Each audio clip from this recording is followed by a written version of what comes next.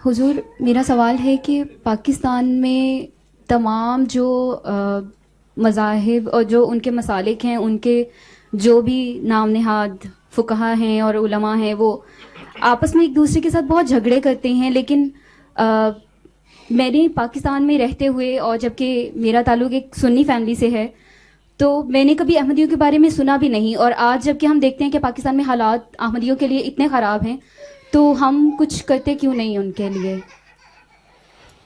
ایک پہلی بات تو یہ ہے، پاکستان میں مذہب جس طرح کا ریفرنس آپ دے رہی ہیں وہ مذہب نہیں، وہ ایک ہی مذہب ہے، اسلام. ٹھیک. اور اس میں مختلف فرقے ہیں. ٹھیک ہے. اور ان فرقوں کے بننے کی پیشگوئی حضرت صلی اللہ علیہ وسلم نے پہلے ہی فرما دی تھی.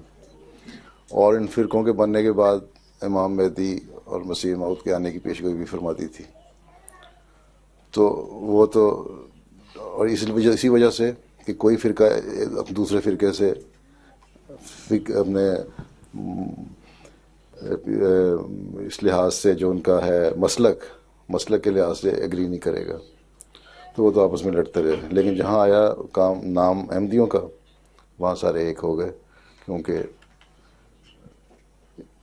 یہ ان کو گوارا نہیں تھا کہ کوئی ایک ہاتھ پہ کھڑا ہو جائے. باوجود اس کے کہ پیش گوئیاں تھیں، حضرت مسیح علیہ السلام نے فرمایا کہ میرے آنے، جب میں نے دعویٰ کیا تو علماء اس وقت کہا کرتے تھے کہ چاند اور سورج گرہن کے لگنے کی پیش گوئی ہے، وہ تو پوری نہیں ہوئی، یہ کہاں سے مہدی بن گیا.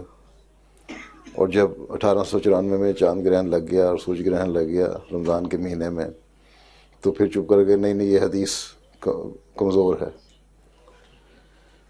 تو اس طرح کی باتیں تو شروع سے ہمیشہ کر رہے ہیں. سوال آپ کا یہ ہے کہ جو ہمارے خلاف یہ لوگ کرتے ہیں ہم کیوں نہیں کرتے. ٹھیک.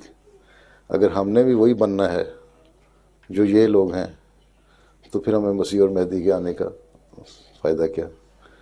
جب مسیح میں نے آنا تھا اور مسیح نے آنا تھا، تو مسیح کا مطلب بھی وہ ہے کہ اس نقش قدم پہ چلنا تھا جو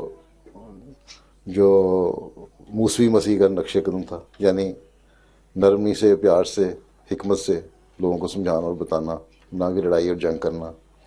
عیسائی جو جنگ کرتے ہیں وہ بھی اپنی تعلیم کے خلاف جنگ کر رہے ہیں، مسیح کی تعلیم نہیں تھی.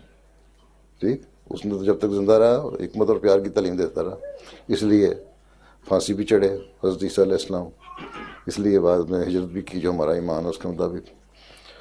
تو حضرت مسلم نے فرمایا کہ میں نے تو پیار سے سمجھانا ہے اور ہم نے لڑنا نہیں، کیونکہ حضرت صلی اللہ علیہ وسلم کی یہ بھی حدیث ہے کہ وہ بخاری کی حدیث ہے کہ یضع الحرب، جو مسیح آئے گا تو یضع الحرب کرے گا، یعنی جنگوں کا خاتمہ کرے گا، مذہبی جنگیں نہیں ہوں گی.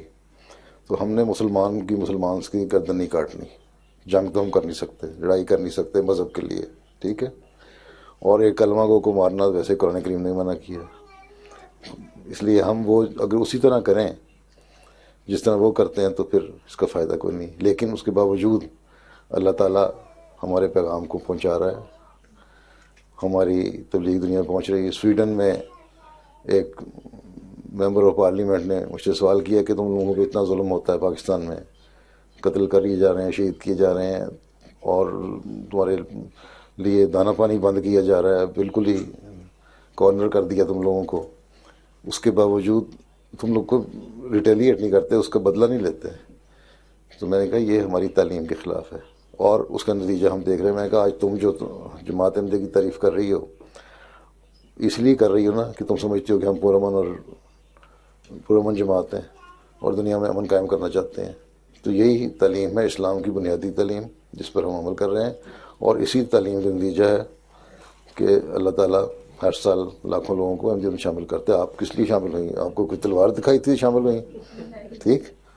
اس لیے شامل ہوئی نا کہ پرامن اور پیار کی تعلیم ہے، اس لیے شامل ہوئی کہ یہ لوگ باوجود، اگر ہم بھی اسی قوم کے ہیں نا، اگر دماغ پھرتا ہے پاکستان میں کسی شخص کا اور تلوار اٹھا لیتا ہے، پستول اٹھا لیتا ہے، گولی مار دیتا ہے، تو اس کے دوسرے، ہم بھی اسی قوم میں سے، اس کے بھائی نیازی اور جٹ اور باجوے اور لودھی یا کچھ قسم کے جس میں سر پھرے لوگ ہمارے میں سے بھی ہو سکتے ہیں نا، لیکن نہیں ہے. کیوں؟ اس لیے کہ ہمیں حضرت مسیح علیہ السلام نے یہی تعلیم دی ہے. اگر مجھے ماننا ہے تو پھر اس تعلیم پہ چلو جس کی پیشگوئی یہاں حضرت صلی اللہ علیہ وسلم نے فرمائی تھی کہ مسیح کے آنے کے بعد جنگوں کا خاتمہ ہوگا، مذہبی جنگ کوئی نہیں ہوگی، پیار اور محبت سے تم نے مذہب پھیلانا ہے اور حکومت کے خلاف نہیں کرنا۔ اب ہمارے خلاف پاکستان میں جو کچھ ہو رہا ہے اس کو وہ حکومت کو سپانسرڈ ہے، ٹھیک ہے، قانون بنا ہوا ہے۔